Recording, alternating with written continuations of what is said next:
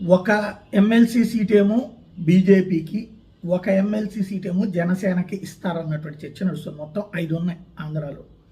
5 ఒకటి వాళ్ళకి, ఒకటి వీళ్ళకి ఇస్తారన్నటువంటి చర్చ జరుగుతుంది. ఎందుకంటే జనసేన ఆల్రెడీ నాగబాబు గారి పేరు ఉంది. ఇకపోతే మిగతాది 3 ఉంటాయి. ఈ 3టికి సంబంధించి పీతల సుజాత పేరు వినబడుతుంది, జవహర్ పేరు వినబడుతుంది, బీద రవిచంద్ర పేరు వినబడుతుంది, బుద్ధా వెంకన్న పేరు వినబడుతుంది, వంగవీటి రాధా పేరు వినబడుతుంది, బీటెక్ రవి పేరు వినబడుతుంది, మోపిదేవి వెంకటరమణ పేరు వినబడుతుంది. మెయిన్ అయితే మాత్రం వంగవీటి రాధా కంపల్సరీగా ఇవ్వాలి. బుద్ధా వెంకన్న ఒకసారి అవకాశం పొందాడు, కానీ వంగవీటి రాధా ఈ రోజు వరకు పాపం పార్టీని నమ్ముకుని ఉంటే అతనికి ఏం రాలేదు, అతనికి ఇవ్వాల్సి ఉంటుంది.